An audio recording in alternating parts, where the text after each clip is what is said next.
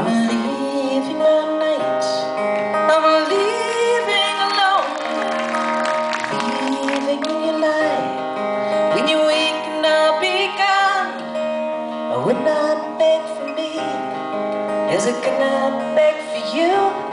Though I'd like to be the one to see it through.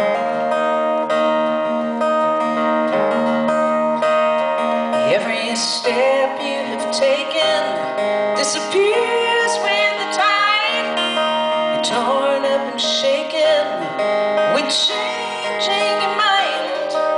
You haven't got the grace to see you finally decide, and you haven't got the strength to stay to fight.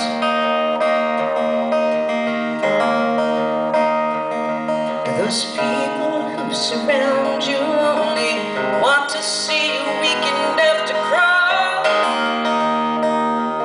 They'll lie for you, they decide for you, buy up all your rights and all your wrongs, and they'll try to stop your singing in the middle of your song.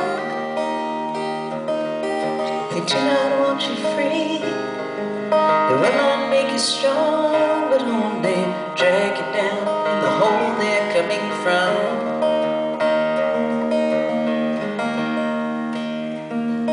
They say you are foolish for wanting the sun. They call you selfish for learning to run. They'll tell you that the darkness is a blessing in disguise. You never have to notice if you're sighted or you're blind.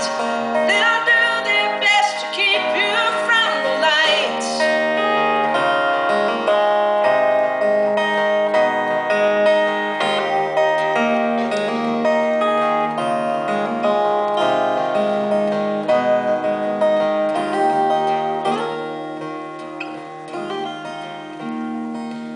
You're more than beginning, you're learning to fly.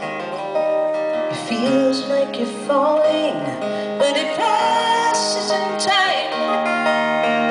And I hate to see a friend go down in flames without a song, so I'm waiting by the doorway. I will not linger long. I'm leaving my night, I'm leaving alone, I'm leaving you light. When you wake and I'll be gone, I would not beg for me, as I could not beg for you. But I'd like to be the one to see you through.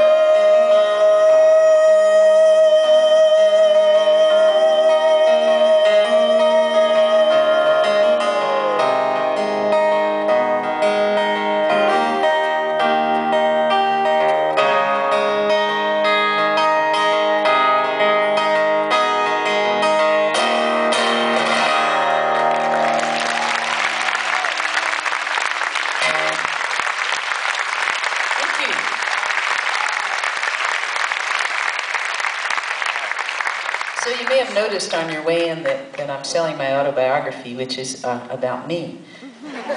I love that about myself. First time somebody asked me to write my autobiography, I was 16. Even in my narcissism, I knew that was too early. But the years went by and I thought, you know, not getting any younger. I called my partner, Pat, one day and I said, honey, the nicest thing just happened to me. This lady came up with a poster from Woodstock and asked me to sign it because she enjoyed my show there so much. And I signed it. And I felt really good. And Pat said, Janice, you weren't at Woodstock. I said, are you sure? I seem to remember being there. I could have sworn I duetted with Arlo on something. She said, no, you weren't there. Maybe you better write the book before you forget the rest. So I write this book, or at least I decide to write the book. I say to my partner, an attorney I might add, I say one day, okay, I'm going to sit down, I'm going to start the book today. And she said, are you sure of all your facts and figures? And I said, yeah, the Woodstock thing was just an aberration. But the Isle of Wight I remember very clearly. She said, you weren't at the Isle of Wight.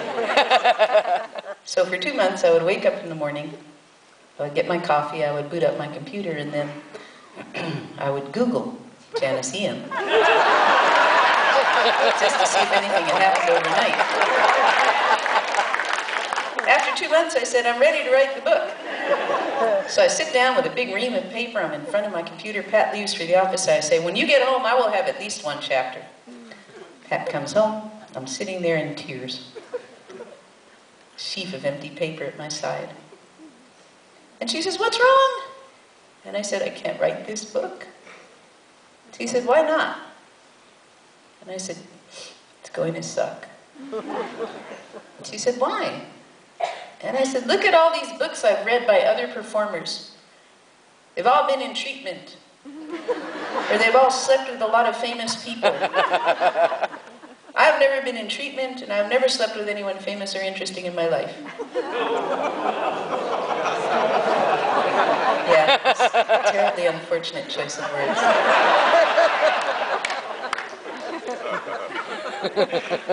It's a chick singer thing, you know. So we talked for a while, and she said that she really didn't think that I should give back the money. Let everybody down, not write the book, just because of a little thing like not having been in treatment or slept with anyone famous. And I said, well, what can I do? And she thought about it for a while, and she said, well, if the only reason you're not going to write your autobiography is because you never slept with anybody famous? And I said, yeah. She said, then lie.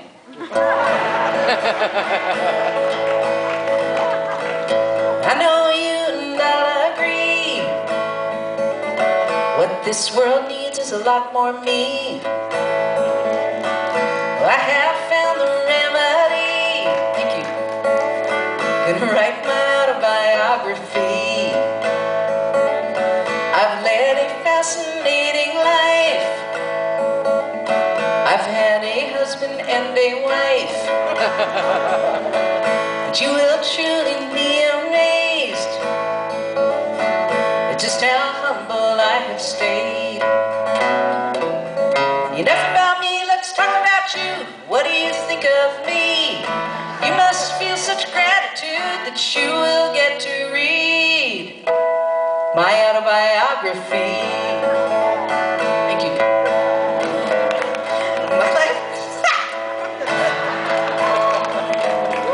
Well, life doesn't have a very good plot. I guess I'll have to lie a lot. It should be easy to make things up. There's no one left to call my bluff. A lot of my old friends have passed on. The rest did drugs and their memory's gone. So I'll write my own history